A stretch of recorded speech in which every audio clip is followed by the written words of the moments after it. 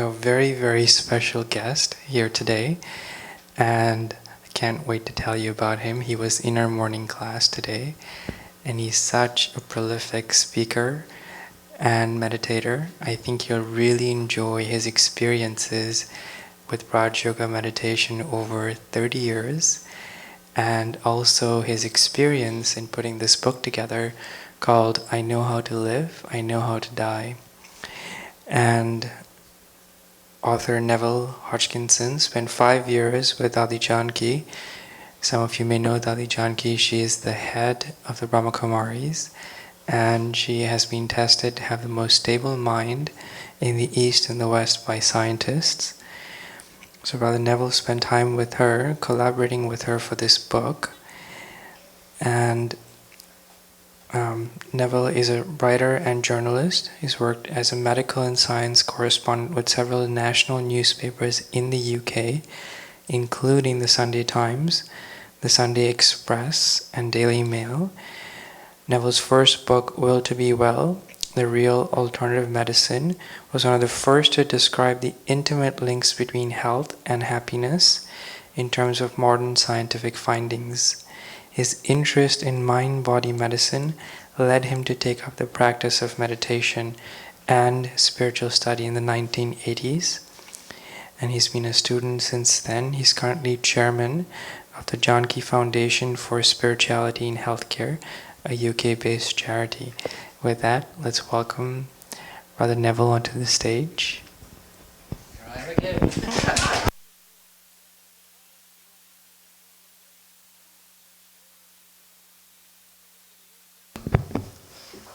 Thanks, Kaylee. Sorry about that. I think I came in the wrong way and something went a bit wrong, but nobody knew where I was. Okay, nice to be with you. Yep, I'm Neville from the UK. Worked as a journalist for more than 30 years, full-time. Still do a little bit of freelance work, but mostly now I'm with the Spiritual University. I live at a retreat centre near Oxford in the UK, and we have thousands of guests a year coming through. And every now and then, I manage to do a bit of writing and research. And a few years back, Dadi Janki, who's the head of the organisation, used this expression, I know how to live, I know how to die. She's still doing very well in living, actually. She's 99 and a half now. She'll be 100 in January. And Judy Rogers, who's a BK in the US, who has a background as a journalist and TV producer, she heard this and said, that would make a good title for a book. And let's ask Neville to do it. And so they got on to me, and I said, well, okay, it's a nice subject. I'd done one book for Dadi Janki previously, like ghostwriting. But this one, when I tried to interview her for it, I couldn't get anything. She was like E.T. You know, I've always thought, I don't know if any of you have met Dadi Janki. She's visited this country occasionally, but she's got a big round head, lustrous eyes, tiny body, about 4'8", and a vibration of purity and peace and love, rather like E.T. had, you know, in Spielberg's movie. And I saw that movie when I was just entering my spiritual journey some 30 years back. And I thought that Spielberg must be picking up on Dadi Janki's thought form in some way, because it was so amazing, the likeness between the two. But also, Dadi Janki would always be saying, remember the home, because in her understanding, we've come from a place beyond, which is like, it contains the blueprint for everything that's highest about us. Like with spirit, having a human experience. And when we forget, that's when we get in trouble. We forget the spiritual side. That's the essence of her teachings, really. But E.T. was always saying, phone home, you know. And so the likeness was really amazing. Anyway, that's a bit of a side issue. The fact is, when I tried to interview Daddy for this one, the only answer I seemed to get to any of the questions I asked was, remember the home, remember the home. And that's not much good for a book. It might be wise, but it doesn't give you much of a text or a structure. And I tried different structures and just couldn't get material from Daddy directly. And this was quite a frustration for me, and I think for Daddy, because every time she came to London, she was mentioning, Neville's writing this book about living and dying. But, nothing was emerging. And then I had a stretch a couple of years back where I had a few weeks that I set aside to really try and get this out. And still I couldn't do it, but I put my head instead into some reading in the area of frontier science. And I found that, and I think this was an important step in being able to do the book, because my own conviction about the rightness of what I've been trying to learn about over these years in terms of this deeper dimension of our being was greatly strengthened by some of this frontier science. Because although I came into this with a lot of love, somehow my heart knew that I needed more spiritual understanding in order to increase my own ability to love and to be peaceful, because I was very stressed when I came in the sense of just kind of so hard driving as a journalist and as a rather materialistic lifestyle with my wife and kids, and my wife working hard too. And it felt like there wasn't enough love in our lives. So that was one of my primary motivations in the first instance. And I felt that these people know about love somehow. But I didn't get it because my head was filled with science. I was working as a medical and science correspondent in the newspapers. So I was part of that world, And still I feel that over most of the world, really, even though people sometimes subscribe to a spiritual life, they feel, yes, it's good to be reflective at times, to draw strength from nature. Perhaps you practice a faith tradition and you gain some support from that. But quite widely in the world, people have that on one side, and then on the other side they subscribe to the scientific worldview, the materialistic scientific worldview, which says that everything's here by chance, the mind is just a product of the brain, the complexity, the amazing complexity of the brain. Consciousness, whatever it is, it's just something that emerges from the brain. And that was the way I used to think. So when the spiritual teachers were telling me, actually, your material side is secondary, and you are actually an eternal being, a being of like a conscient energy, like an informational being. And you carry that into the brain and the body, like as if you're wearing a costume, like an actor on the stage, but actually the actor is not the part that you're playing. It's something deeper and more abiding, more eternal. So that didn't fit my understanding for quite a long time. And then this frontier science really gave a stamp of like approval for me, because although it's one thing to love something with your heart, but really to feel it in your head is a help as well. And then soon after that, I got this opportunity where actually I got shingles, which is that funny illness where the chickenpox virus comes out and runs around your nerves, made my chest like a war zone, chest and back, like a war zone, erupting in these painful things. But as soon as this came, somehow I knew it was a gift, because I just sat shirtless during a warm summer and this book emerged. So that's the background there. But what I actually really want to do this evening, because I've been set up by Santosh with the ability to show you take you through some of these steps, because probably if you've been here before, you'll know some of these basic ideas about the understanding that we're spiritual beings, that there is that home, that when we connect with that source, where there's a supreme being that we can draw power from to strengthen us in our lives, probably, if you've been here before, you'll be familiar with that. But I wanted to I've taken a special benefit from some of this science at the frontiers, and I wanted to share that with you, if that's okay. I feel that that's probably one of the most useful things I can do. So, now, if this works, when I bring this back, yes, wonderful. The wonders of modern technology is fantastic. Here's the first thing I want to tell you about.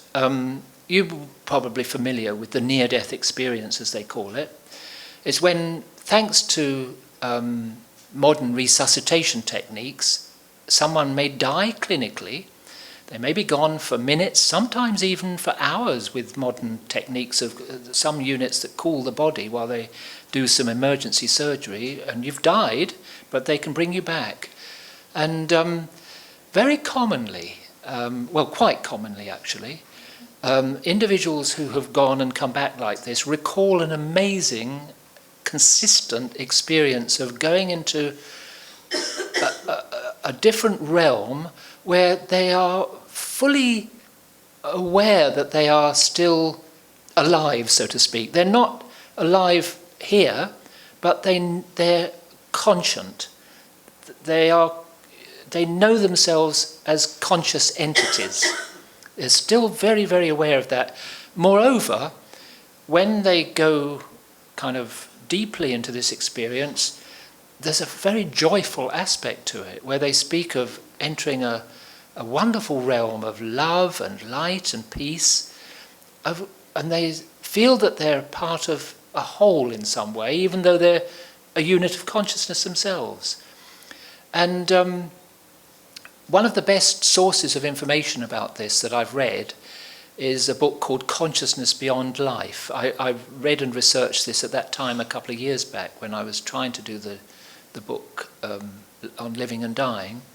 Because after all, you know, if it's true that we are eternal entities, that there isn't really death in the sense that we think of it, that that's the end of me, the end of my consciousness, that's a big thing we should be learning about, because it's going to have a big impact on how we live and also on how we die. You know, the fear of death will be greatly reduced, if not removed altogether, which I think Dadi Janki doesn't have any fear of death. That's one of her messages. So it's a very important topic, and it's like destiny or fate has produced many of these stories currently, and they're nudging us to realize that this materialistic outlook that says we're just basically brains who have minds as they call it an epiphenomenon, you know, a product of the complexity of your brain, that story isn't adequate. So let's see what we got here. I think, yeah, this is a summary that this cardiologist in Holland, who did a big study of near-death experiences, he set it up at 5 hospitals, and he recruited a number of colleagues so that whenever someone had died clinically in this way, which means that their breathing stops, heart stops beating, sometimes it's demonstrable that there's no electrical activity in the brain, and then they succeed in bringing them back. And in these occasions when they remember their experience of what had happened, they speak of things like different levels. They sometimes speak of, it's almost like they're in their information body or body of light still, that they're looking down. It's an amazing thing. They haven't got eyes because they're in the body down there, but they're looking at the body being operated on as the surgeons are desperately trying to bring them back. Sometimes they describe seeing relatives, even in another part of the hospital. And they're thinking, but yes, there's my body, but I'm me here. And sometimes they describe this sense of being above it, and then very, very commonly they go through this tunnel into this realm of light, where they, like Pim van Lommel says, enveloped by light, people experience total acceptance and unconditional love and have access to a deep knowledge and wisdom with indescribable clarity and insight. That's his sort of summary of a study that lasted several years. There were 300 cases in the original period of the study, and out of those, slightly over 60 actually remembered an experience that was like the classic NDE. Actually, some of the scientists say it should really be called a death experience, because the people do die, but they come back. And some of the other things that these people say, this is quotes from individuals. There are many of these stories in the book, but one of the great strengths of the book as well is that while he was writing this up and doing the study, he studied the frontier science within which this kind of experience has a meaning and a place. Whereas for materialistic science, which just says matter is the only reality, these things have no place, and so the doctors really can't believe it. They just think it's the death throes of a dying brain or some imaginative thing when they came back. But many of the doctors now are saying, no, you have to understand this is a phenomenon that's pointing to a deeper truth than we've acknowledged previously about ourselves. So the pinnacle of everything there is, of energy, of love especially, of warmth, of beauty.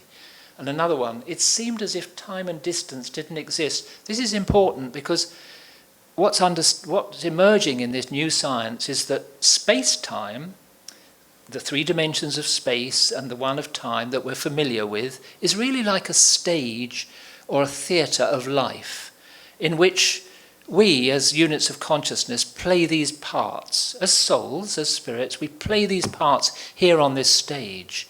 But there is a deeper reality. There's a space, they call it non-local space, where we are off the stage and where we're sort of connected to the whole. It's as if this play is a projection of consciousness and exists here in space-time, but when we're not playing a part, that doesn't mean we don't exist. And these sense of time and distance didn't exist. I was everywhere at once, but sometimes my attention was focused on something and I was there too. It's a very common part of the description of this death experience. Oh yes, actually just before I come on to those, I remember a couple more quotes from the book. One woman said, "I realised that death is just a big, nasty, bad lie." With so much clarity and conviction, they stated this. And another one that I thought was very powerful, someone who had gone, they seemed to go very, very high into this realm of love and light, and they sort of asked with their mind, is this God? And the answer came back, no, this is God's breath, like an emanation from that source or that home. Very wonderful. Now, why is that jumping? There we are. You may have heard about Eben Alexander's book that came out maybe a couple of years back. It became a big bestseller. He's a neurosurgeon. He didn't die, but he had a viral infection of his frontal cortex, the front part of his brain, that put him in a coma for 10 days. And when he came back, he just wanted to write, because he'd been beyond in the same way. His brain had been out of action, and his consciousness had gone beyond, and he had an experience very similar to the near-death experience. His book, called Proof of Heaven, as I say, it was an international bestseller. There was a lot of publicity about it in the UK, and I think globally. And here are some quotes from that. "I was encountering the reality of a world of consciousness that existed completely free of the limitations of my physical brain. My experience showed me that the death of the body and the brain are not the end of consciousness." So it's all pointing in the same direction. And then this next one, Jill Bolte Taylor, she's got a great TED talk up on YouTube, a 20-minute talk, very passionate and convincing about her experience, where she had a hemorrhage of her left hemisphere of the brain, and that caused a kind of shutdown of a lot of her functions, especially her rational functions, of her rational consciousness. And again, she felt as if, after the confusion experienced, as numbers and words all became unmanageable, and she was trying to dial for help, but she couldn't make out the numbers. Everything was a blur. Her brain wasn't functioning. But as she went beyond that, and I think coma may have been a part of it, she also felt this sense of release into some territory where her consciousness, in this deeper sense, not your everyday consciousness of being conscious or asleep or unconscious, but this deep self-awareness was present in a way that was extraordinarily empowering. And a quote from her was that she felt that she was a part of this life force power in the universe, and especially of the 50 trillion beautiful molecular geniuses that make up my form. By that she meant the 50 trillion cells of the body that make up the body. She felt as if those cells depended on her, not the other way round, not that her consciousness was a product of those cells. And at one with all that is. That is also a very important part of this experience. Love and a feeling of oneness become very strong in those who describe these experiences. This is a study done in Oxford quite recently, at Oxford University, by some scientists who used these modern brain scanning techniques to try to answer the question, what happens in the brains of people who take this particular drug, psilocybin, which is known to have similar mind-expanding effects. It was especially popular among the hippies in the 60s and 70s in rural parts of the UK. They found that where these magic mushrooms grew, they could eat a few and have a trip with it, like as if they were kind of enjoying something that was a change of altered state of consciousness, which they liked. And for years, because there were worries about that drug culture that was so prominent in the 60s, scientists weren't even allowed to study these things. But in the last 20 years, because consciousness has suddenly become a subject of serious scientific study, it wasn't for years because it was so difficult to pin down, but somehow science is realizing at the frontiers that it's a really important topic, and these studies are now taking place. And this one was very interesting. Some students were recruited to the study, and they were given measured doses of psilocybin, and then they were put inside this brain scanning machine. They call it functional magnetic resonance imaging, which it kind of lights up the different parts of the brain that are becoming more active. And the scientists wanted to find which parts of the brain are producing this amazing experience. And they found, to their surprise, that no parts of the brain lit up, but what they called these key connector hubs were shutting down. Decreased activity and connectivity in the brain's key connector hubs, enabling a state of unconstrained cognition, which was the scientists' way of describing what those near-death experience people had. That a sense of knowing everything, of being a part of the whole. They didn't die, they didn't have a loss of their frontal cortex activity, but one of the effects of the drug was to kind of open the doors of perception, to allow them to experience briefly this deeper realm of consciousness.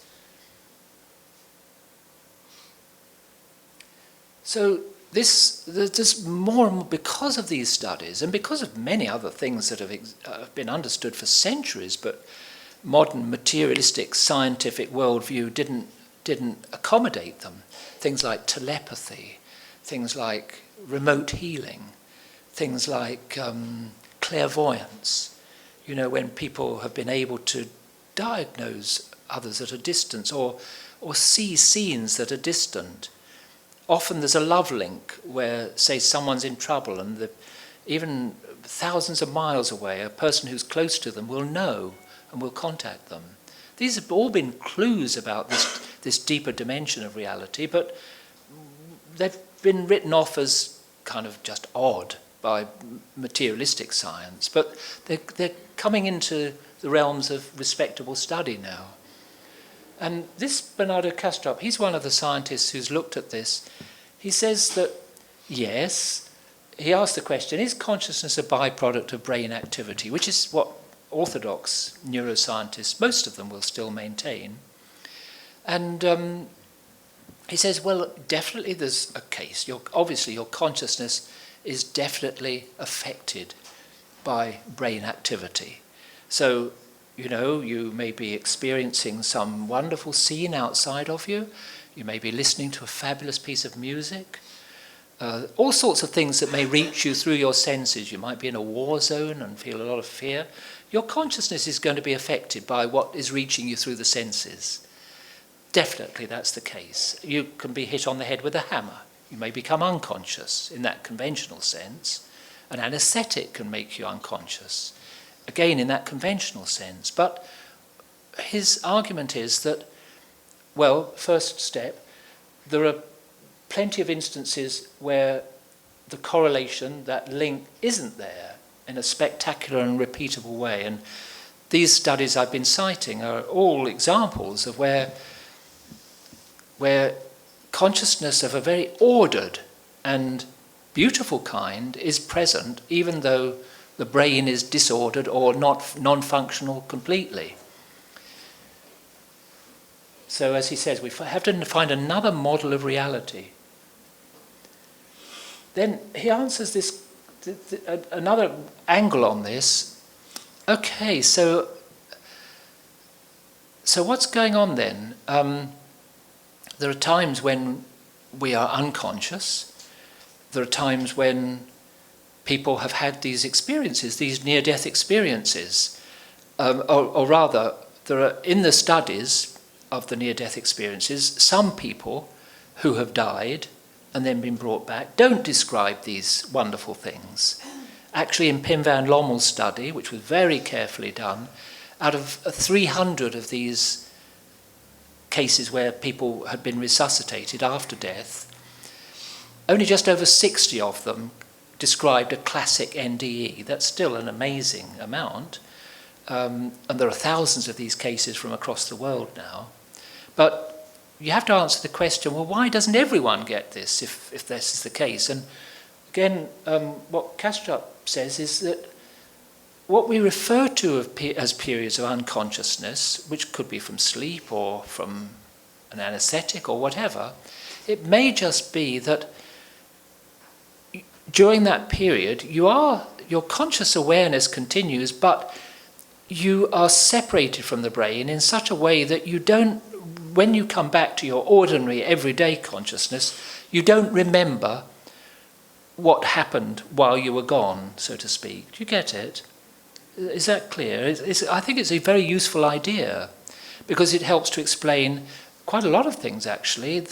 For example, it's well known among surgeons that they have to be a bit cautious about how they speak during an operation, because sometimes, even though people seem to have been completely out, when they're brought back, they can describe, what happened during the surgery. So sometimes they have that memory, sometimes not. And Kastrup actually is one of the pioneers of a way of thinking which is increasingly subscribed to by people doing this research, that the brain is really, one of its functions is to be a kind of filter, so that it handles the information that we need in order to enable us to live our everyday lives. We get lots of information through the senses that kind of comes in and it goes through the brain, and then it's presented to the mind. The scientists have not been able to find any centre in the brain that coordinates all this. Lots of different parts of the brain may light up as you do different functions, but there isn't a coordinating centre in the brain. It seems as if that is beyond the brain. The mind, I would say, is the agency that does that kind of gives you a picture of what's going on. And the mind is actually not within the brain itself. But the other aspect of the filter thing is that, okay, so let's accept this idea for a moment, which I'll be presenting some more evidence about this, that there's a kind of huge matrix of information out there that is running this show. But you would be overwhelmed if all of that swept into your consciousness as an individual. You know what I mean? And it may be that sometimes people with some certain forms of mental illness, so that those doors open too wide and all sorts of voices come in and they can't handle life because, there's no way of negotiating life while all of that stuff's crowding in. So then there are certain types of drugs that can help calm that and keep those voices out. So you need an effective filter, but the way I'm going with this is to argue that if you're only experiencing, feeding to your mind, things from outside of you that reach you through the senses, although that's an essential part of functioning as a healthy human being, to have that information, it's not healthy to be completely cut off from that deeper dimension and not know about this deeper dimension of things. We need practices and understandings that help us to connect to that powerful, uplifting vibration or thought form of love and peace and joy, which can nourish the mind from the other side, so to speak. I used to laugh about language of the other side, when mediums and others said that they were connecting with spirits who'd passed on. Now I see that was an arrogant ignorance on my part.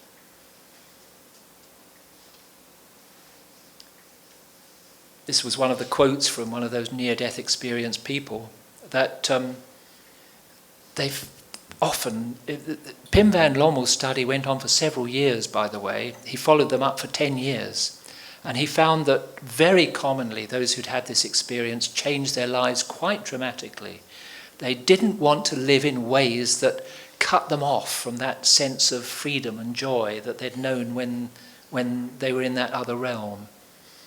And they say things like this, that having seen that beauty, on return, a single loving thought would let them connect to that experience again, the memory of it, let them be part of the whole again, which is very encouraging. I think that actually the meditation that I've learned through this organisation, and I'll tell a bit more on that as we go on, but the meditation I've learned through this is aimed at this very thing, to kind of take you into a space of stillness and self-confidence so that you get a taste of the divine, as it's been called traditionally, this other realm, which science has so neglected for so many years, but we suffer if we don't connect with that. It makes our lives dry.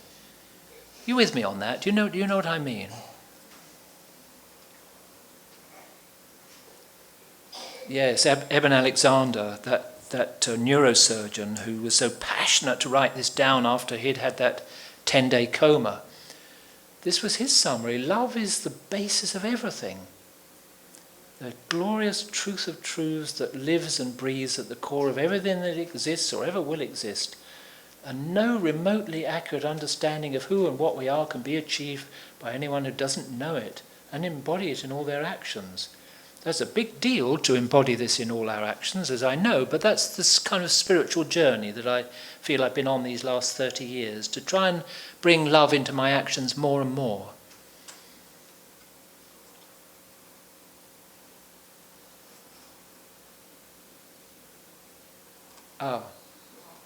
Now, will this fire up? Oh yes, okay, now I'm going to, I think, if it works, I've got a 5-minute clip, audiovisual clip. Santosh, are you there? I'm going to need your help maybe. I'm ready for that audiovisual clip. Somehow this seemed to jump it. I'll try again in a moment, but just a word of introduction to it. It comes from a follow-up movie to a film called What the Bleep.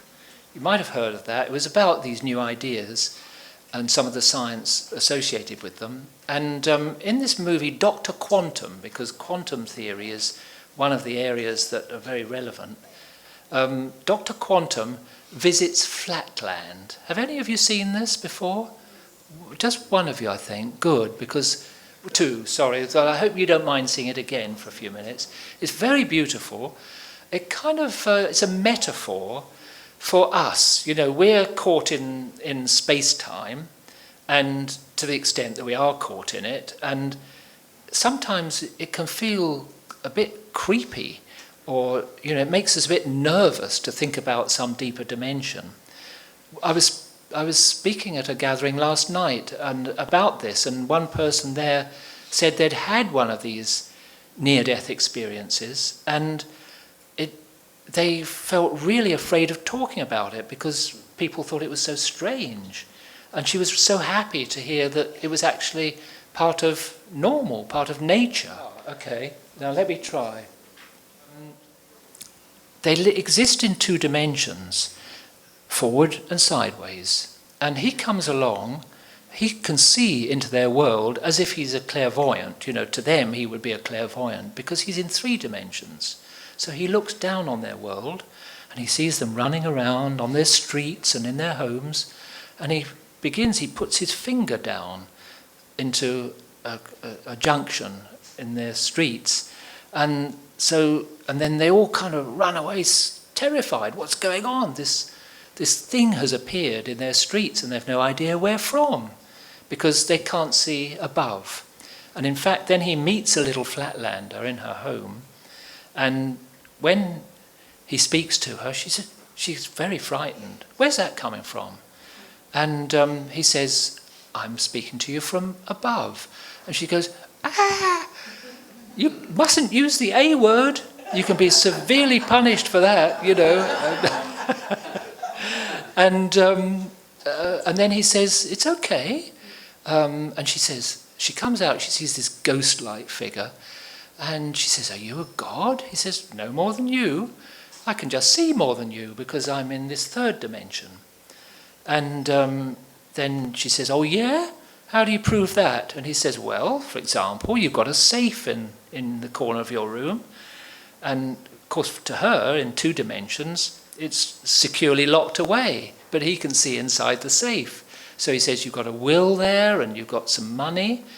And she says, that's amazing, how on earth can you tell? And then he says, supposing I was to tickle your tummy. She says, well, you'd have to cut through my skin to do that. But then he goes down and tickles this little Flatlander, and so she becomes persuaded that there is something more. And then eventually she agrees to him lifting her out of her two dimensions to share his third dimension. And, it's like a near-death experience for her. She feels this joy of seeing so much more. Like these people who say they feel at one with all that is. She senses that joy. It's a lovely little clip, just 5 minutes. Actually, you can see it on YouTube if you wanted to look it up. But that tells you the essence of it. So now I'm just going to pause. I've got a little bit more to present, but I'm just going to ask you if you're following me so far, and if you can kind of see anything of the implications for how we live from this fresh understanding, which isn't fringe science. This is real science from professors of mathematics and astronomy and neurology and neuroscience. But yes, the bulk of science is still wedded to the very matter-oriented way of looking at things and finds it difficult to take this on board, as indeed all of us do, because all of us are kind of attuned to this material reality because that's how our senses work. But in deeper states of consciousness, in reflection, sometimes, it might be in a church, it might be in a cathedral, somewhere where a taste of the divine reaches you, you can feel there's more, there's a beautiful something more to life that we need to connect with more often to bring the beauty of that other dimension into us and to be able to share that with others. Yeah, string theory, which is a as yet still quite speculative branch of physics, but with thousands of physicists working on it, this goes into multidimensional stuff, doesn't it? And it's really hard for us to understand. They talk about 9 dimensions, and they talk about things being wrapped up. They give you an idea, like if you were to look at a cable that might seem to your eyesight just to be a single dimension, a line, But get up close and you may find that there's multiple things happening within that when you look really closely at it. So that, okay, so it's actually, now I've already given the story away on this. Do you want to see it still? Sure. You still want to see it? Okay. Is it ready to go? Okay, thanks, Santosh. You fire it up. I just pulled from YouTube. Oh, you've pulled it from YouTube. Okay, thanks.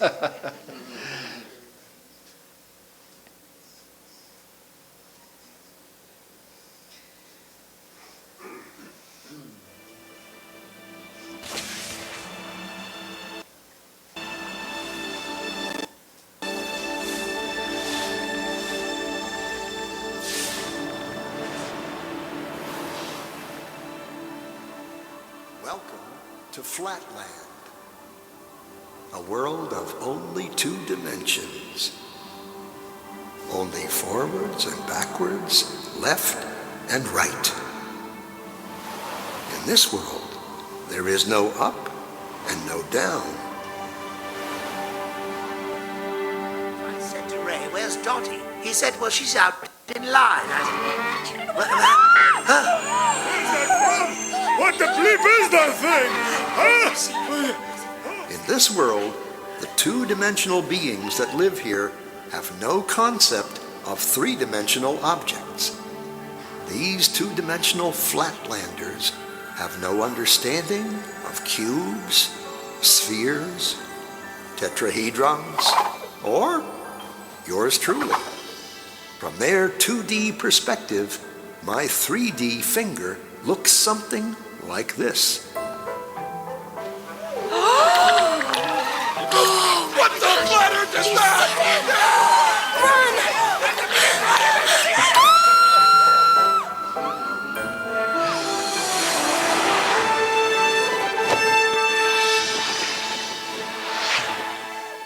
Hello, little circle. Fear of the unknown. Or should I say, not yet known. It's a puzzle. If we see only what we know, how does anyone ever see anything new? The unknown.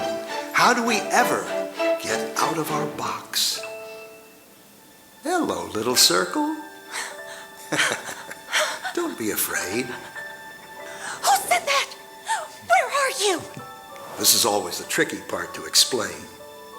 I'm in another dimension, another space. I am above you. Never use that word. What word? The A word. Above? It's forbidden. Well, what do you think it means? I don't know. And I don't want to know. You can be severely punished if you use that word. Are you a ghost? I hope not. I just have a different perspective than you do. I can see things in a way you can't yet. Oh, yeah? Like what? Well, okay, you have a safe hidden in your pantry. And inside it, you have 12 coins, a will, and a passport. How did you know that? What are you? Are you a god? Well, no more than you. You see, since I am above you, in the 3rd dimension, I can see inside things in your world. 3rd dimension? You are a crazy ghost. There's only 2. Look. So, if I were to touch the inside of your stomach, how would I do that? Well, you'd have to cut through my skin. Otherwise, it's impossible.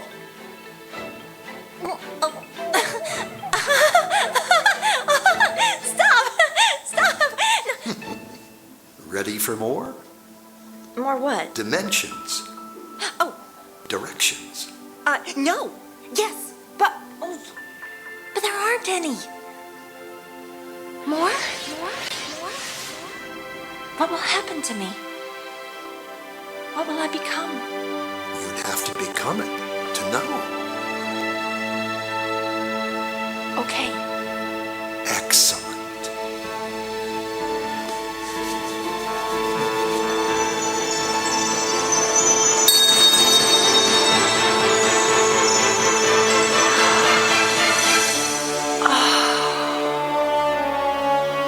I never knew.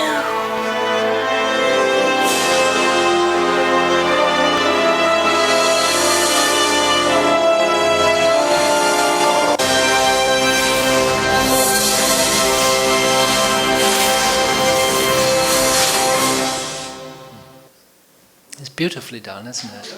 That's great. What the lady said at the back about that book by Abbott, was it, some years back, an exploration of this subject of multidimensional worlds. It's very interesting because mathematicians and physicists have actually been at the forefront, mathematicians especially, have been at the forefront of a science that is able to look beyond traditional science, because traditional science has been part of its ethic, that you only deal with what is touched and repeatable and measurable. But the mathematicians are able to, through their equations and their explorations, can move into realms that our normal senses are unable to inform us about. And it's them, actually, several of the pioneers of this new thinking, which is called the consciousness-based paradigm, or sometimes it's called post-materialist science. It's these scientists who are able to push the boundaries of traditional science and take it into these new realms that are so supportive of spiritual understanding. And I find this really exciting and important.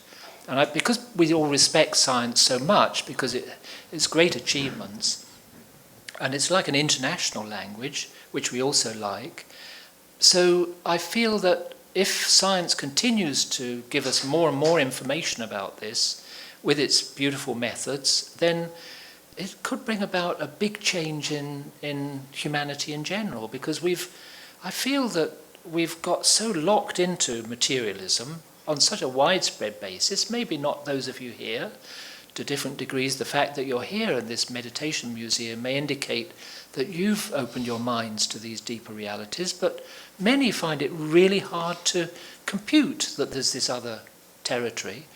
And I'm happy that this frontier science is beginning to illuminate it and examine it. So I just was going to ask you the question to see whether you get a sense from this, when you get a sense of what the implications might be for how we live. Do you get a sense of that? You know, how you might manage yourself so that your life could be a better balance if you feel the need for that better balance? Any thoughts on that? Yeah. I just wanted to revisit before you went any further. Sure. The movie, the little clip. Right. Was it a relevance that the guy had the Q on? Did that mean something? Quantum. He's Dr. Quantum. Oh, Yeah. okay. Yeah. And was it relevant that he was, I'm going to use the word well-seasoned? I'm not going to say old. Did that happen? Because I'm not familiar with what a flatland is. Is that, what does that mean? Flatland just meant this two-dimensional world. Okay, that wasn't the name for the little tiny character. No, the little person was a Flatlander, you could call her. Okay. She was a member of that world of Flatland. And then you notice when he plucked her out, she became three-dimensional, like a ball. Mm-hmm. She had an extra dimension added. And then she felt that great sense of, wow, I've never seen this before. How beautiful this is. And we get something similar. We get tastes of it. You know, some piece of music that takes you out of your brain and your limited thinking into a deeper sense of reality. And the same with the near-death experience, same with the psilocybin, same with these scientists who describe going beyond the brain. They're all talking about this mind-expanding experience, you know, that is so beautiful and so nourishing, they feel, that they like to return to it. So yeah, that's it. And I'll tell you a little bit more about the quantum side. I mean, I'm not going to go into that this afternoon, but I've got a quote from from the father of quantum mechanics, this branch of physics that originated some 90 years back and which actually revolutionized physics. It's considered to be a deeper, more fundamental description of reality than classical physics, otherwise sometimes known as Newtonian physics, after Sir Isaac Newton, who set out a lot of the physical laws which have allowed us to put men on the moon and, send spacecraft 10 years out into the solar system and land an explorer on a comet, recently. These amazing things that classical physics have enabled us to do, but classical physics excluded consciousness. And at the level of the very small, down at the atomic level and subatomic, they found, the quantum scientists, pioneers of quantum mechanics, found that mind and matter can't be separated. The essence of quantum mechanics is that there is a description down at that fundamental level that is like a mathematical description of waves of possibility, of, for example, where an electron, which is a subatomic particle, could manifest, but until an observer makes an observation of it, it remains everywhere and nowhere along the lines of the range of possibilities described by these quantum equations. So it's not everywhere. Sorry, this is a little bit complicated. I don't really want to go into this, but the nub of it is that matter doesn't exist in the same way that we have understood it to exist. It is actually like a product of mind. Mind and observations are needed before this material world actually manifests. I'll go into this a little bit more since it seems to be happening. Otherwise it'll raise so many questions. But just to give you a sense of where I'm going with this, you all know that, for example, and it's kind of been very neglected because of our materialistic approach to things, but your mind is very powerful. You know that, say something happens that really upsets you. You have a surge of anger, and instantaneously your whole body may be changed. You may have cholesterol released into the bloodstream, adrenaline, electrical storm can happen, and it's like you're suddenly geared up. Your blood pressure could shoot up just from a thought, just from a single response to something that's happened outside of you. And this is a demonstration of the power of the mind and in relation to the body. Often it's neglected in medicine. The dynamics that might have led to an illness are often ignored. The mental dynamics. This was an area I studied a lot in my early days. So anyway, I seem to be bringing on some sneezing with this. I'm not sure if it's... Sorry about that. Right, thank you. As long as it's not to what I'm describing. Right.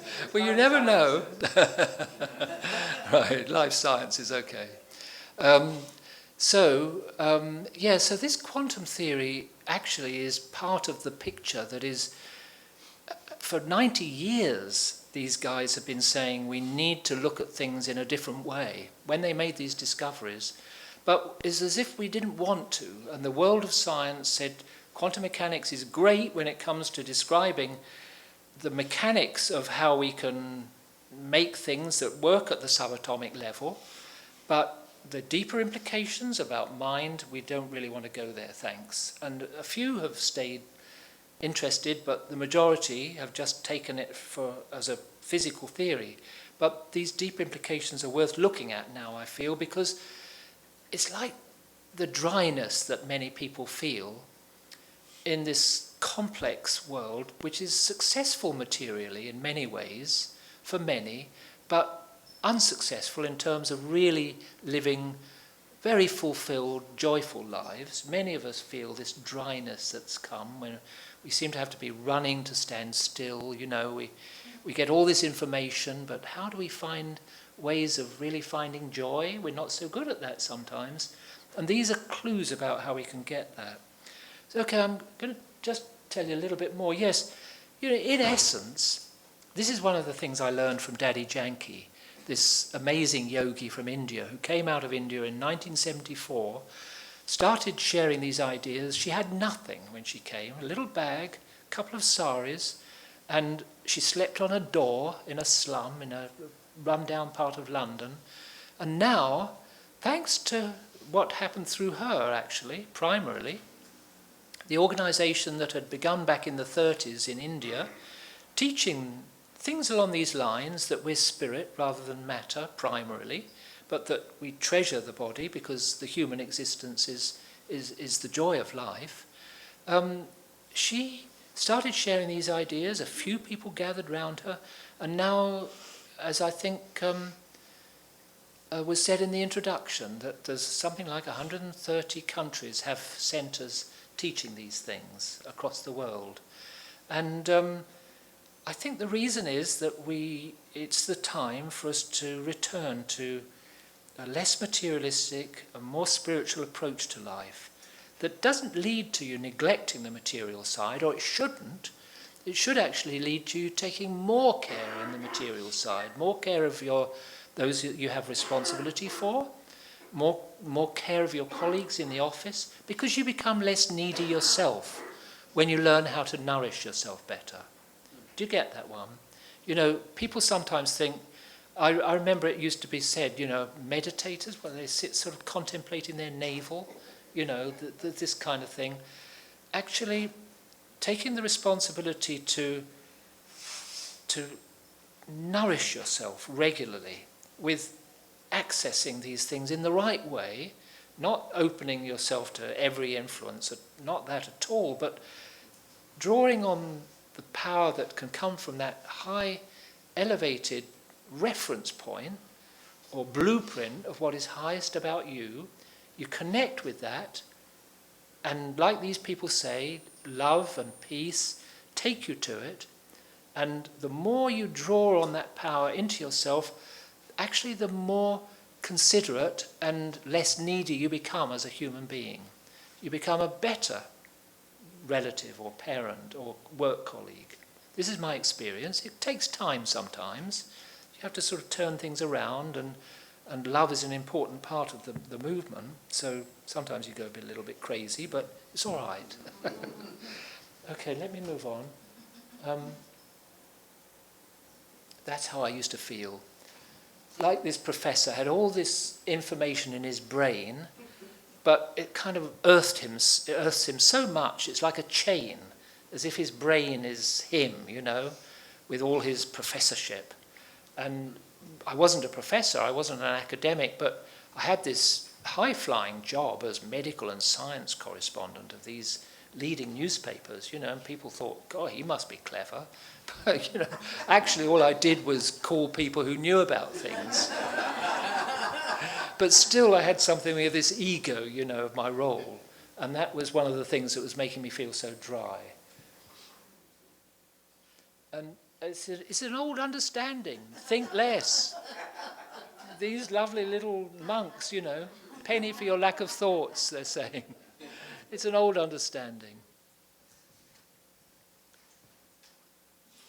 So these are the kind of things that I've learned with the Spiritual University. We get teachings regularly that help us embrace these kind of values, that honesty, you know, giving yourself time to look inside and see where negative tendencies recur, but you can do something about them, not blaming others, because blaming others, you can never change them. And that takes you away from changing the very area where you can make a difference. And love and trust and patience, being very patient. Really, it's taken me many years to get a grip on this, actually, really. Even though I loved it from the start, but to really understand it, I've had to have a lot of kindness and self-forgiveness. And my friends in the movement have been like that too. and respect and simplicity and humility. That helps so much. That's such a strength. Okay, now the thing is that this is just a brief mention, because I've really shared a lot of stuff, but a brief mention of this phenomenon because it's very encouraging for us. It's a phenomenon, they call it neuroplasticity. It's absolutely understood to be the case now within brain science that our brain is much more plastic than they used to think it was, meaning that it changes according to how you use it. They used to think that your personality was pretty well fixed by your mid-teens, and that was fixed for life, but you just add some information and skills later. But now they see, thanks to these brain scanning techniques, they see that every repeated thought and feeling impacts on the brain and changes the brain. So you may have a tendency, say, towards depression, or you might have a tendency towards lack of self-respect. And there will actually be groups of neurons associated with those tendencies that they're higher than average in you and higher activity in you than in the average people. But if you kind of address that and start practicing those qualities that I mentioned that help you to live more simply, help you to live less aggressively, help you to live more inwardly and self-empoweringly, drawing on those positive qualities from that source, your brain changes over time to help you do more of that. This is very encouraging because to begin with it can be difficult because as the brain scientists say, they put it very nicely, that neural circuits once established, I'll get the exact quote. This is from a book that I'm going to tell you about. Neural circuits once established tend to become self-sustaining like tracks in snow. Once you've gone down a particular track, it's easier to go down that track the next time rather than to wade through the snow. So once you've established certain tracks, it is easier to follow an established track than create a new one. That's why it can take some effort to change.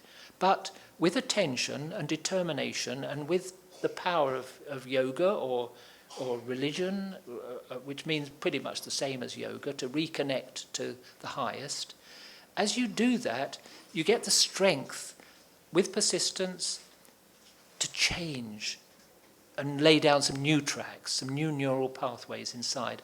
Then, gradually, what you want in life and how your brain is wired up move into better alignment so that it becomes easier and easier and you find life becoming a real breeze and your negative tendencies, which may have really frustrated you previously, held you back, made you feel you couldn't fulfill your potential, you can overcome them. It's a wonderful process. Okay. This book that I referred to by this New York psychiatrist, Norman Doidge, he called it The Brain That Changes Itself, which reveals his materialistic, conventional scientific outlook. It's a very good book because it pulls together all this data about how when you determine to change the way you behave, that changes the brain. And as the New York Times said, the power of positive thinking finally gains scientific credibility. Not positive thinking in the sense of just kind of pretending that bad things aren't there, but a determination to be more positive and draw on the power to be positive in the way you live. That changes the brain and enables you to become more of that in a physical sense.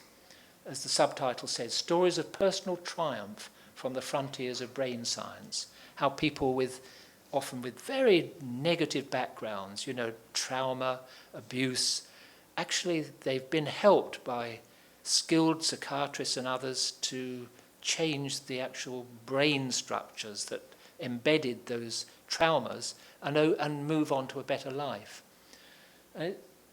The title, I say, is wrong because as Norman Doidge actually says, while we've yet to understand how thoughts change brain structure, it's clear that they do.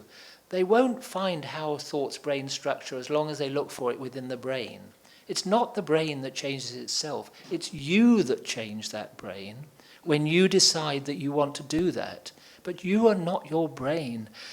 Which reminds me of a wonderful article in the Huffington Post. You can look it up online, a couple of years back, by Dr. Deepak Chopra with 3 other scientists reviewing some of this science. The headline was, "Good news, you are not your brain." It's wonderful. I like it. Summarizes the whole story, really.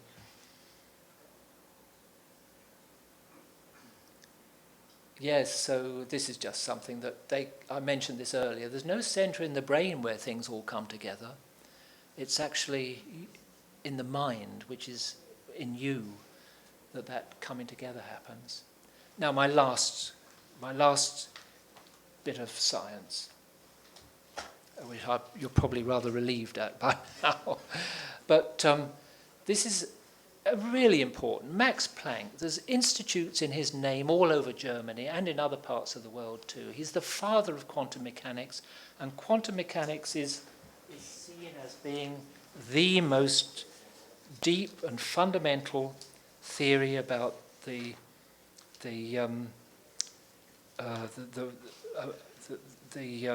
nature of this world that there is. It's a mathematical theory which completely accounts for experimental facts, which were discovered by those pioneers when they were looking down into the very small as well as the big. It's described by Professor Dick Henry, Professor of Physics and Astronomy at Johns Hopkins, as the most important philosophical discovery ever in the history of science. Another quote, Professor Sir Martin Rees, he was the Astronomer Royal in the UK. Quantum theory appears to deny the existence of a physically real world. The universe exists because we are aware of it. And Arthur Eddington, a famous British scientist of the 1920s when quantum mechanics was discovered, the substratum of everything is of mental character. Now, this quote from Max Planck, you won't get it from this, but it indicates to you the challenge that we all have, and the world of physics has struggled with this challenge for 90 years. As a man who has devoted his whole life to the most clear-headed science, to the study of matter, I can tell you as a result of my research about atoms this much: there is no matter as such. What they're saying is that matter is like tightly packed vibrations that are put there by mind. It's not your individual mind, but it's like a world mind. All matter originates and exists only by virtue of a force which brings the particle of an atom to vibration and holds this most minute solar system and the atom together. We must assume behind this force the existence of a conscious and intelligent mind. This mind is the matrix of all matter. It's a stunning quotation, and you don't see discussions about this in the mainstream media or in the physics classroom, I don't think, unless you're very lucky to come across someone with this kind of background who might be teaching you. Mostly we're exposed to this very materialistic philosophy, which also links to our being big consumerist philosophies, and the economic growth model. We've got to keep growing, otherwise, everything will collapse. But it's an unsustainable approach that actually drains us of energy. It makes life very hard when we have to work so hard and play so hard and spend so hard to keep everything going. And it's time for us to look at a different way of understanding ourselves and the world. And these are clues about this deeper dimension of things, which definitely Dadi Janki and the teachings that she brought out across the world, at the core of them there's this beautiful understanding that yes, these bodies are part of our reality, but it's the soul, it's the essence of the self that we need to understand is the real I, not the body. The body is not Neville, or rather, the soul and body, Neville, I'm in a muddle here. Neville is an embodied soul and a part that I'm playing at the moment. But Neville will finish one day, because that's the part that I'm playing where I'm British and I'm a grandpa and I'm a journalist and I'm a spiritual student. Those are all things I'm doing, but actually the deeper self, the soul, is not that.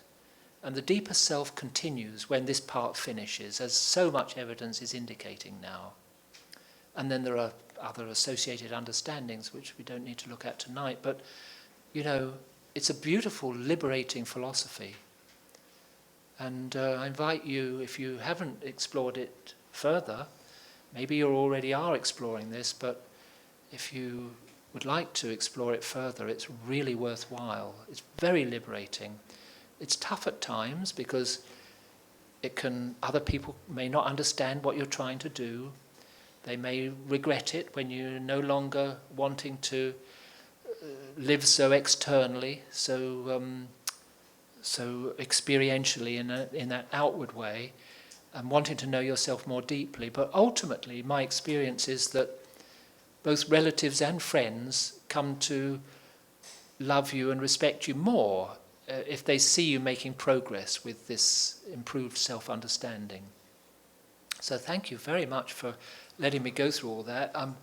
I've covered a lot of ground, I know, but I think there's a little time for some questions if you'd like to share an experience of your own, perhaps, which connects with this, or if you have any questions arising. We've got time to do that. Thank you. Yes, a lady at the back. Sorry? I've never looked deeply at Wittgenstein, but Right. he the fellow who said that the observed is changed by the observer. Yes. This kind of objective scientific viewpoint doesn't exist because the moment you observe something, it changes because you're observing it. Yes. Yes, that's true.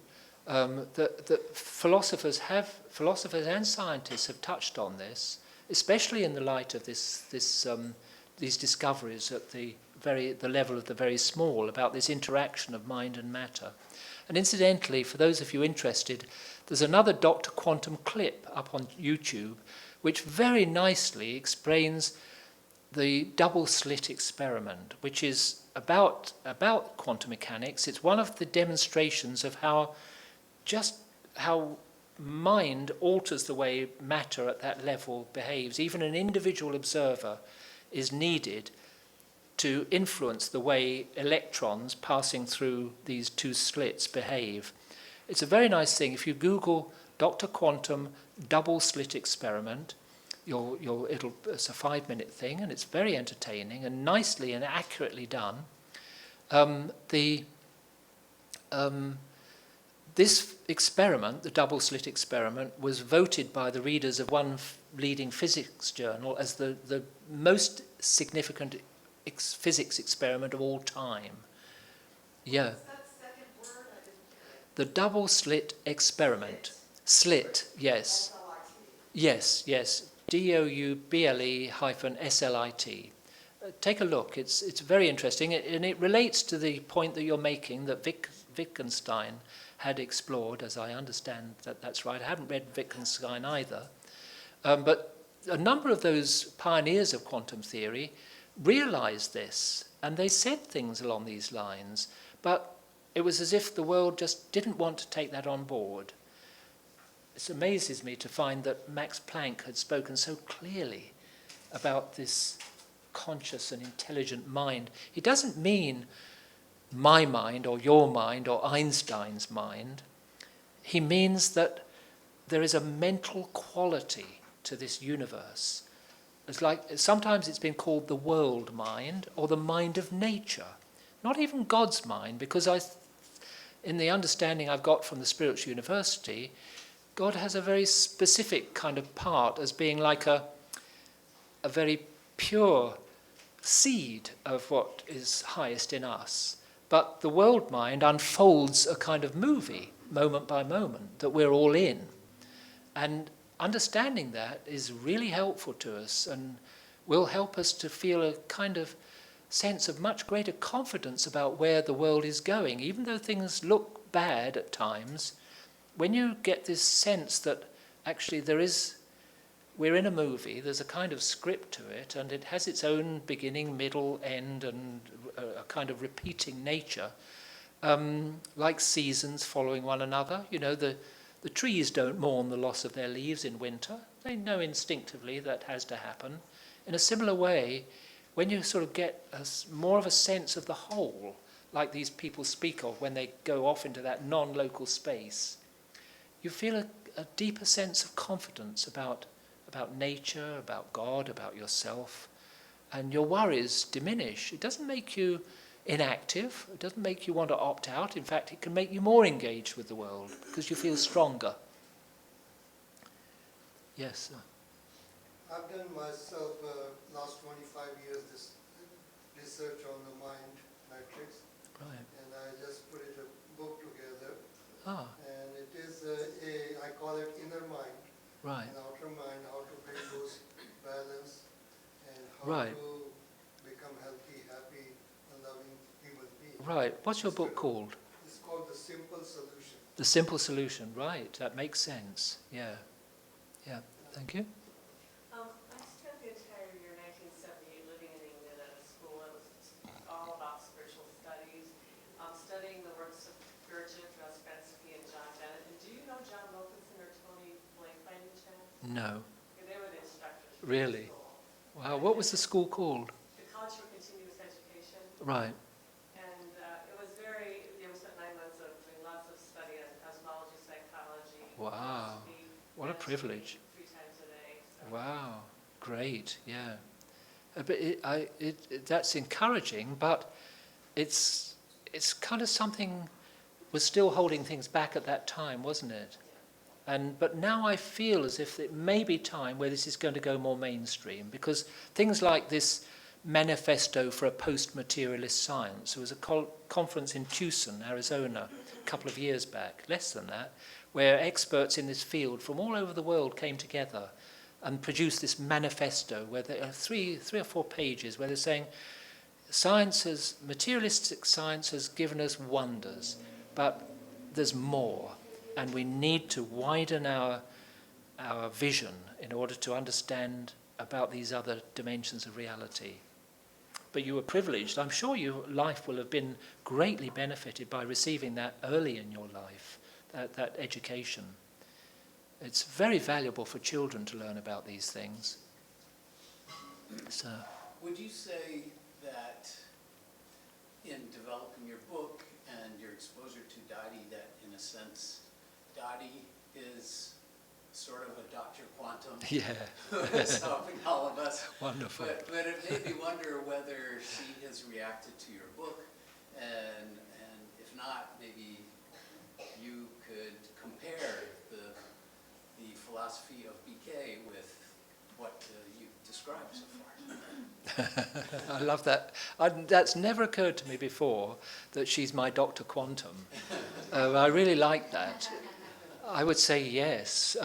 When I first met her in London, as I said, it was around the time that the movie E.T. came out, and I felt this wonderful presence. I remember seeing her at a conference at the Institute of Directors. Someone had invited her to this high-level conference, and I couldn't hardly understand anything she said. I really couldn't. Not just because it was in Hindi, it was well translated, but I couldn't get it. But I remember feeling, as I listened to her, this person, that there's no greater gift to humanity than to be like this person is. I felt that so strongly. You know, it's like a vibe, which Dr. Quantum does for that little Flatlander. Right. He pulls her out of her narrow, two-dimensional world and lets her see more. And definitely, I feel that, in fact, the book is in 3 parts. Apart from an introduction, which summarizes some of this frontier science and shows its connections with the spiritual understanding, it's then in 3 parts of birth, life, and death. And in the section on birth, I describe how Dadi Janki herself, as a 19-year-old, felt that she took rebirth when she met the founder of the Spiritual University, who himself had worked for some years to develop soul consciousness and diminish his kind of materiality of consciousness. And he had some visionary experiences which came after a few years of that practice, which made him convinced that he had this task of starting the global spiritual renewal, that this was a responsibility that he wanted to take on. It was so strong that he sold his business. He was a successful jeweler and diamond trader, and he sold that, and he gave all the wealth to a group of young women. Dadi Janki was one, but she joined it about 18 months later than some others.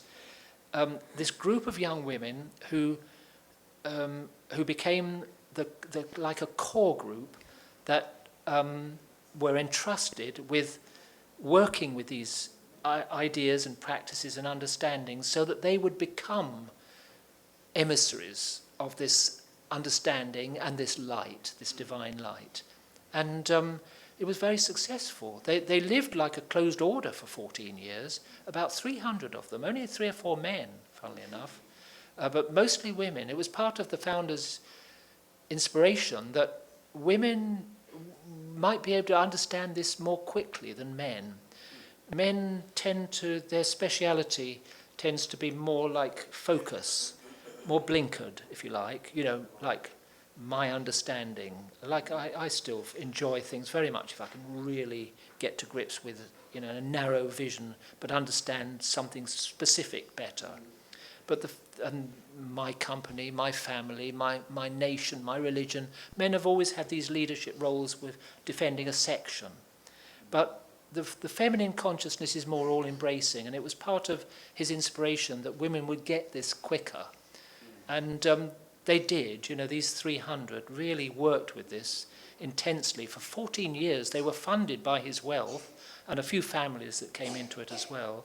It was enough for them to just be actually kind of cut off from the world for that period, like in a greenhouse, nourishing this sapling of new consciousness. And then they carried it out across India and then across the world. So it's been like that. And definitely Dadi has been my Dr. Quantum. So my rebirth, if you like, was partially triggered by meeting her and some of these other teachers and feeling, yeah, there's something great here that I don't understand it. I was like that little Flatlander, locked in my two-dimensional thinking. But their strength of spirituality was able to show me something deeper. When I would go in front of them, my questions would disappear. But when I would leave, my questions would come back again. But that was okay, because I knew from the sense of the peace and the truth that my questions would be answered at some point, even if it was going to take time for my thinking to change. Yes, there's a question at the back there. Thank you. Thank you very much. And anyway, I'll come back with you. But with Max Planck's, my question or my understanding, what I want to know is, like through the collective human consciousness, the mind alone projects the matter, what we see as the world. No, not human consciousness alone. It's like, the way I understand it, of course, the collective human consciousness is important, definitely. We have the most complex consciousness as human souls, and our brains are the most magnificent instruments for working through. But the way I understand it is that, yes, we as humanity in general, as more and more of us get it, that we are spirit, and we get more and more of that goodness into our hearts, we will be able to bring change in the world at large, and that's an ongoing process. But the way I understand this mind that Max Planck referred to, that several of those physicists, the pioneers of quantum theory, all came to the same conclusion, that the world is kind of fundamentally mental, that there's an informational quality to it. It's like Plato's thought. Plato, the great Greek philosopher, He had the sense that this material world was really a kind of like a game of shadows, where the information that was projecting these shadows came from a light outside the cave. Similar way of thinking, that, but this light is, in my understanding, it's best understood as like the soul of nature. That nature herself is informational. It's like the script of a play. You can think of it that way, or the script of a movie that is actually then projected into this material world of space-time. And I'm getting the signal now that we have to close. So, are we able to take one more question, or should we speak afterwards? How are we really running out of time?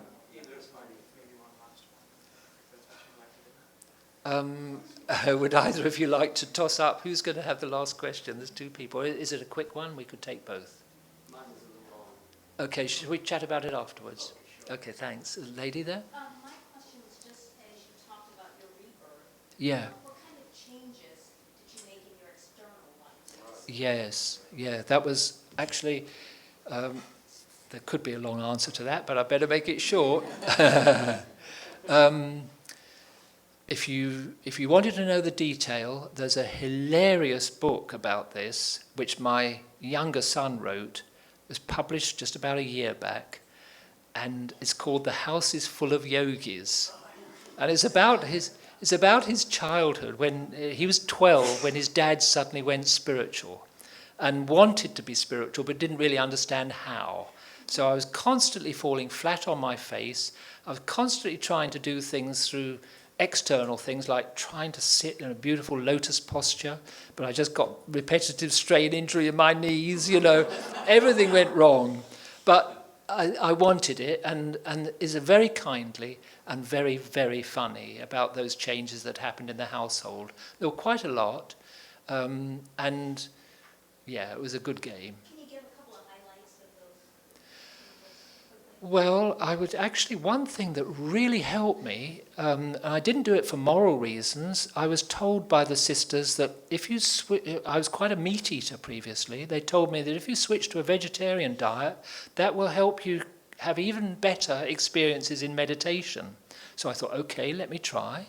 And the whole household went vegetarian, and actually we all took benefit from it for many years. Not everyone stayed that way, but we did do it for a while. That was one big thing. I think, there are other things. Regular meditation made a big difference, and regular spiritual study. But you could find out more about all the crazy things that happened as well in that book, which is so funny. I cried with laughter, but I was also a little bit chastened to discover that, because I was so in love with this new thing. But then it's okay, because the brain scientists tell us that when you're in love, that's when your neuroplasticity is at its greatest. So it's okay to love.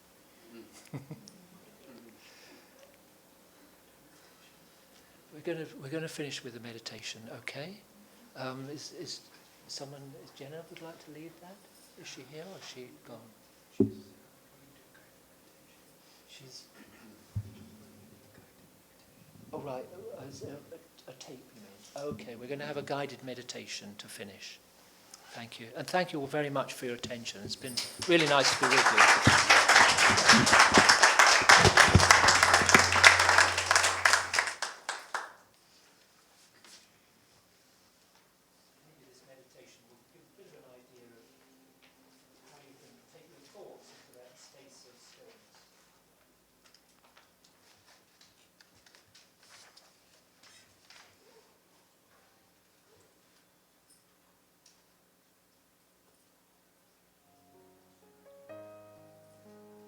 Om Shanti. The time that we choose to be aware doesn't necessarily require me to just sit and meditate. But even while I walk and move around, I can be in a meditative awareness, which is awareness of the soul, the original, eternal, imperishable being of light. For a little while, I'd like to invite you to be present, to be here, and to be now. Allow your mind to settle in the moment, to relax. This meditation is about awareness. It's about becoming aware of your original and eternal self. It's about connecting to your truth. Let go of your name.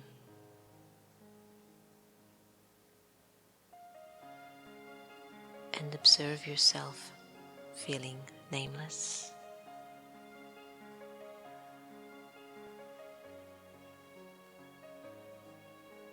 Let go of your gender, to discontinue thinking you're a man or a woman. Let it go and observe how you would feel walking around without a gender. Let go of the role that you play and let go of the titles that you own. Observe how you're feeling as you are gradually letting go.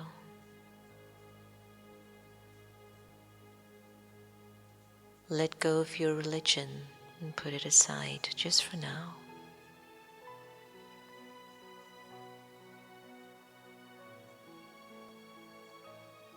And let go of your nationality and even the language that you're accustomed to.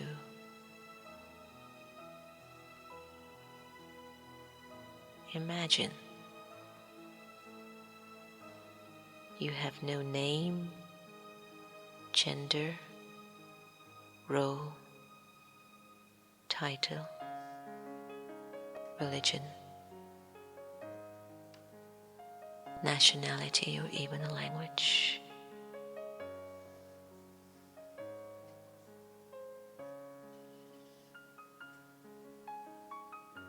Ask yourself, how do you feel at this moment?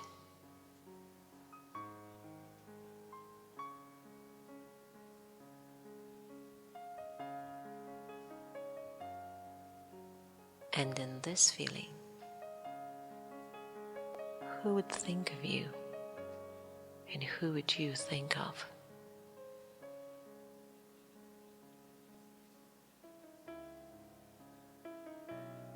The Supreme Soul would think of you, and you, the liberated soul, would think of the Supreme. In this state of absolute freedom, I am truly who I am. A free, peaceful, pure, immortal, and eternal soul.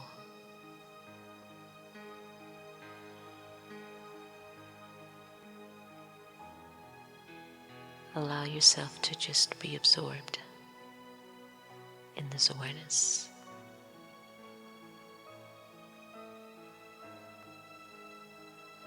At this time,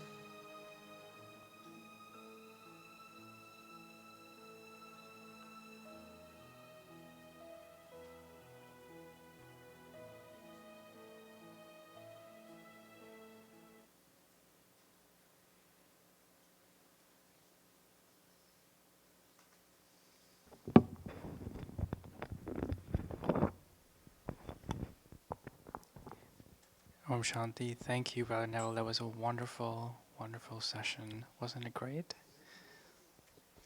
So thank you all for coming today. We have Brother Neville's book, I Know How to Live, I Know How to Die. Unfortunately, we're sold out at the museum, but if you'd like to pre-order one, we can take orders and we'll have them here later this week. Or you can certainly look at Amazon.com as well to get your copy. And we have, as many of you know, the Pause for Peace app, which you can download on your smartphone, either Apple or Android. And it has lots of great free meditation videos, music, and lots of great updates on the museum events for those of you that like to stay in touch. And of course, Sister Jenna's radio show, America Meditating, is on there as well now.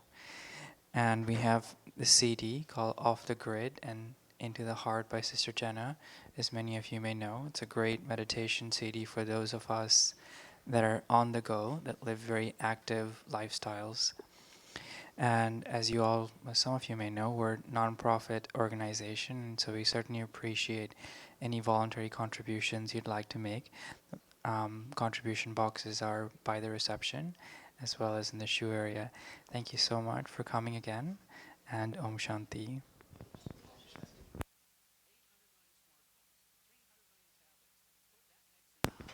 Just one last thing, Sister Navata will be bringing out some sweets as you're walking out, so please feel free to take one.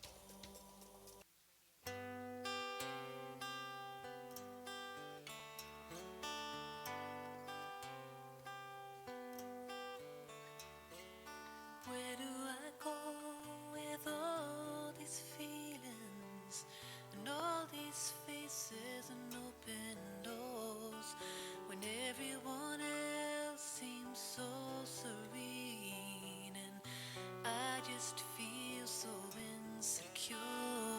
And where do I go when all the pieces of my heart lay on the floor? You say, come into the light, why don't you? Come into the light, why don't you? Come on now, come into the light.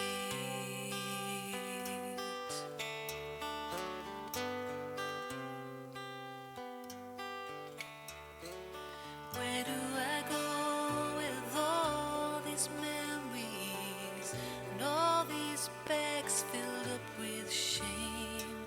And how should I feel when you call me an angel and dress me in a crown of gold? And what should I do when tears of sorrow just won't stay inside these eyes? You say, come into the light, why don't you? Come into the light, why don't you? Come on now, come into the light.